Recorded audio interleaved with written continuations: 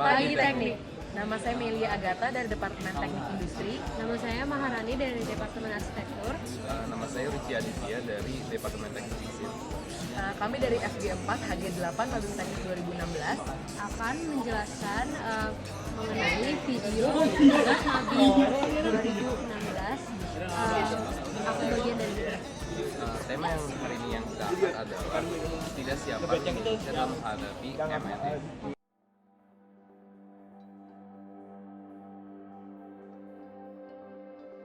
Nama saya Rici Bagasaditya. Hari ini saya akan menjelaskan tentang apa itu MEA. MEA adalah bentuk kerjasama antar anggota negara-negara ASEAN yang terdiri dari Brunei, Filipina, Kamboja, Laos, Malaysia, Myanmar, Singapura, Thailand, dan Vietnam.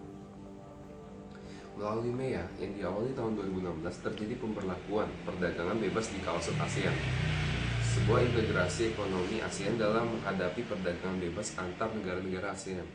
MEA dirancang untuk mewujudkan wawasan ASEAN 2020. Jelas dengan diberlakukan MEA atau AEC mulai tahun 2016 ini, persaingan usaha akan semakin sengit. Terima kasih. Permasalahannya adalah masyarakat Indonesia sendiri masih kurang siap dan masih terlampaui oleh sumber daya manusia asing yang akan masuk ke dalam daerah ASEAN. Sehingga masyarakat Indonesia harus dapat meningkatkan skill-skill yang didapat serta sertifikat profesi yang resmi. Contohnya adalah sertifikat profesi arsitek. Di Prasetya Imran dari FG4. Jadi saya ingin membahas tentang fakta-fakta permasalahan kalau Indonesia itu masih belum bisa menghadapi MEA ini. Jadi pertama, Indonesia itu belum bisa mengolah sumber daya alam yang dimilikinya. Ini padahal 40% dia mengekspor, namun dia mengimpor barang-barang dari negara lain. Kedua, sumber daya manusia Indonesia sampai saat ini masih rendah dan kualitas terutama alih-alih atau sarjana masih kurang. Ketiga, infrastruktur Indonesia masih buruk menyebabkan ekonomi biaya tinggi bagi produksi barang dan jasa sehingga harganya tidak bersaing di ASEAN.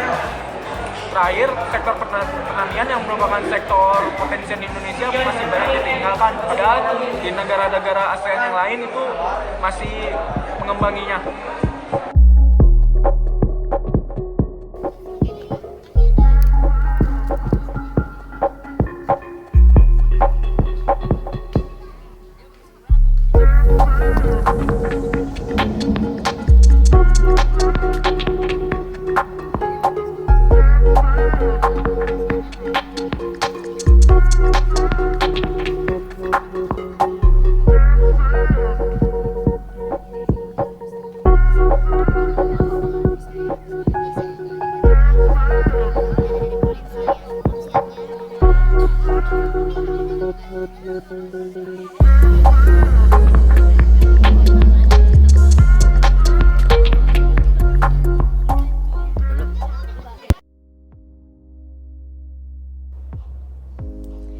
Sekarang saya akan membacakan solusi yang telah kelompok kami temukan setelah menemukan permasalahan-permasalahan dari fishbone diagram. Yang pertama adalah dari permasalahan kurangnya pemanfaatan sumber daya alam.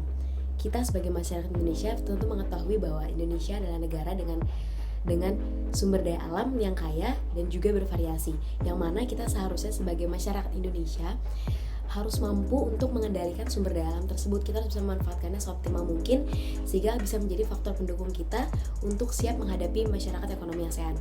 Yang kedua adalah kurang mapannya atau kurang siapnya sumber daya manusia untuk menghadapi MEA. Yang dimaksudkan di sini adalah masyarakat Indonesia belum memiliki kemampuan atau capability yang baik untuk menghadapi masyarakat ekonomi ASEAN, baik dari segi pendidikan maupun dari segi skill. Yang harus kita lakukan adalah melakukan pendalaman baik dari soft skill sampai hard skill sehingga masyarakat Indonesia menjadi lebih siap untuk menghadapi masyarakat ekonomi ASEAN. Dengan skill yang lebih, masyarakat Indonesia saya yakin mampu untuk menghadapi masyarakat ekonomi ASEAN dan mampu bersaing dengan orang dari luar Indonesia. Yang berikutnya adalah infrastruktur yang masih kurang. Infrastruktur yang masih kurang artinya pembangunan di Indonesia masih belum maksimal. Pembangunan di Indonesia ini seharusnya menjadi lebih optimal lagi, yang mana jadi bisa menghemat cost dalam biaya pengangkutan bahan-bahan baku, sehingga juga akan mengurangi biaya produksi. Dengan mengurangi biaya produksi, kita jadi bisa memiliki daya saing harga yang baik dengan harga dari luar Indonesia, sehingga kita siap untuk menghadapi persaingan ketat di masyarakat ekonomi ASEAN. Dan yang terakhir adalah masih kurang mampunya kita untuk memanfaatkan lebih lagi sektor pertanian, yang mana seperti kita ketahui Indonesia merupakan negara agraris, yang mana sektor pertaniannya merupakan sektor yang paling menjanjikan. Seharusnya kita sebagai masyarakat yang cerdas harus bisa memanfaatkan pertanian sebaik mungkin, mengurangi import bahan-bahan pertanian yang bisa kita produksi sendiri di dalam negeri, terutama beras, karena beras sendiri memiliki angka kebutuhan yang tinggi di Indonesia, karena makanan pokok Indonesia adalah beras, tidak seperti daerah lain yaitu kentang atau lainnya. Jadi seharusnya kita bisa memenuhi kebutuhan kita sendiri, bisa dengan cara yang pertama adalah pengolahan lahan yang baik, irigasi air yang baik, dan juga mengurangi ekspor dari luar ke dalam negeri. Dengan begitu kita bisa meningkatkan produktivitas dari petani kita. Kita juga bisa melakukan penyuluhan, yang mana kita bisa mengarahkan bagaimana cara melakukan pertanian dengan baik. Sekian solusi-solusi yang bisa kami tawarkan.